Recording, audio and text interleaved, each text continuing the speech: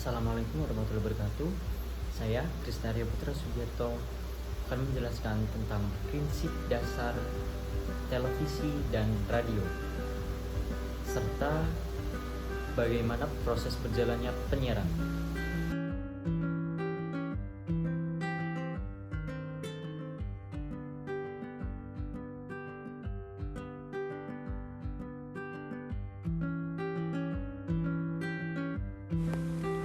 Yang pertama, televisi.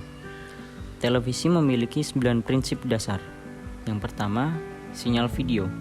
Sinyal video adalah sinyal listrik yang mempresentasikan gambar yang ditampilkan di layar televisi. 2. Sinyal audio. Audio adalah sinyal listrik yang mempresentasikan suara yang dihasilkan oleh program televisi. 3. Pemindaian. Sistem televisi memindai gambar yang ditampilkan di layar dengan cepat, biasanya sekitar 60 hingga 120 kali per detik. Yang keempat, modulasi. Sinyal video dan audio dimodulasi ke dalam sinyal radio frekuensi sehingga dapat ditransmisikan melalui saluran siaran televisi. Yang kelima, demodulasi.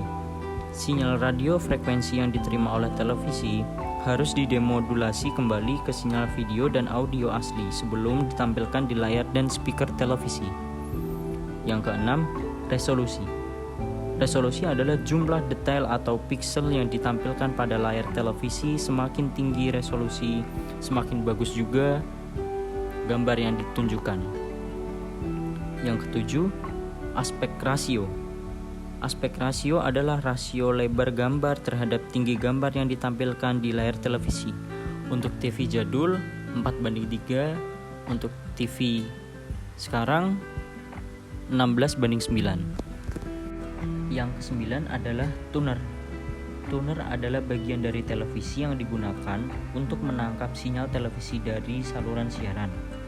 Tuner seringkali digunakan dengan antena atau kabel untuk menangkap sinyal televisi yang disiarkan dari stasiun siaran. Yang selanjutnya adalah radio. Radio memiliki beberapa prinsip dasar yang berkaitan dengan teknologi radio. Di antaranya adalah 1. Gelombang elektromagnetik. Radio mengirimkan dan menerima informasi melalui gelombang elektromagnetik, yaitu energi yang dipancarkan oleh antena dalam bentuk gelombang yang bergerak dengan kecepatan cahaya. 2. Frekuensi radio. Menggunakan frekuensi untuk mengirimkan dan menerima sinyal. Frekuensi adalah jumlah siklus gelombang yang terjadi dalam 1 detik dan diukur dalam hertz. 3. Modulasi. Untuk mengirimkan informasi melalui sinyal radio, sinyal audio atau data harus dimodulasi ke dalam sinyal radio. Modulasi mengubah sinyal asli ke dalam bentuk gelombang radio, sehingga dapat dipancarkan melalui antena. Yang keempat, demodulasi. Demodulasi adalah untuk menerima informasi yang dikirimkan melalui sinyal radio. Sinyal radio yang diterima harus didemodulasi untuk mengembalikan sinyal asli. Yang kelima, antena. Antena digunakan untuk mengirimkan dan menerima sinyal radio. Antena menerima sinyal radio dari udara dan mengirimkan sinyal ke perangkat penerima atau pengirim.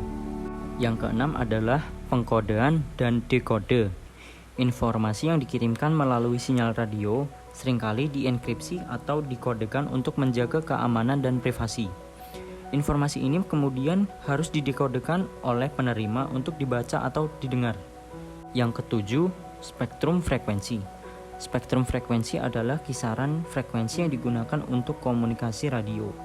Spektrum ini terdiri dari berbagai pita frekuensi yang dialokasikan untuk berbagai jenis komunikasi, termasuk radio AM, FM, dan TV. Pemerintah mengatur penggunaan spektrum ini untuk memastikan bahwa tidak ada interferensi antara berbagai jenis komunikasi radio. Untuk selanjutnya adalah proses bagaimana berjalannya penyiaran. Yang pertama ada praproduksi. Praproduksi adalah kegiatan sebelum diadakannya produksi. Yang pertama, ide dan konsep. Proses dimulai dengan menghasilkan ide atau konsep untuk program siaran. Kedua, penelitian. Tahap ini melibatkan penelitian mendalam untuk mengumpulkan informasi yang diperlukan untuk program siaran. Ketiga, penulisan naskah. Jika program membutuhkan naskah, penulisan dilakukan di tahap ini. Yang keempat, perencanaan. Produksi menentukan jadwal, lokasi, peralatan, dan sumber daya lain yang diperlukan untuk produksi program. Yang kedua adalah proses produksi. Proses produksi memiliki beberapa bagian. Yang pertama, pengambilan gambar atau audio.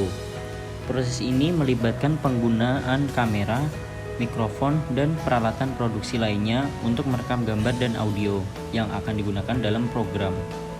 Kedua, editing. Setelah pengambilan gambar atau audio selesai, materi yang direkam akan diedit untuk mempersiapkan versi akhir yang siap disiarkan. 3. Pembuatan grafis. Jika diperlukan, grafis, animasi, dan efek visual lainnya dapat ditambahkan selama tahap produksi. Keempat, pengolahan audio.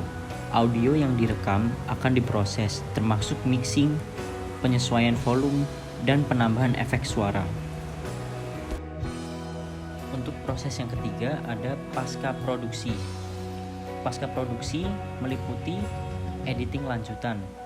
Setelah tahap produksi selesai, editing lanjutan dapat dilakukan untuk menyempurnakan program, menghapus kesalahan, atau menambahkan efek tambahan. Kedua, penyuntingan suara. Jika diperlukan, proses penyuntingan suara lanjutan seperti penghapusan kebisingan, penyesuaian kualitas audio, atau penambahan musik dapat dilakukan. 3. Penyuntingan grafis. Tahap ini melibatkan penambahan teks, grafis, animasi, dan elemen visual lainnya yang diperlukan. Keempat, penyusunan konten. Selama tahap ini, segmen program disusun sesuai dengan urutan yang diinginkan dan ditambahkan judul, grafis, dan efek transisi. Untuk proses yang terakhir adalah penyiaran. Penyiaran meliputi 3. Yang pertama, penyiapan siaran. Konten yang telah selesai akan disiapkan untuk disiarkan melalui saluran televisi, radio, atau platform digital. Yang kedua, penjadwalan siaran. Program-program yang telah disiapkan akan dijadwalkan untuk ditayangkan pada waktu tertentu sesuai dengan jadwal penyiaran yang ditentukan. Ketiga, penyiaran langsung. Jika program adalah acara langsung, semua elemen teknis yang diperlukan seperti kamera, mikrofon, dan pengaturan panggung akan disiapkan untuk menyiarkan acara secara real time.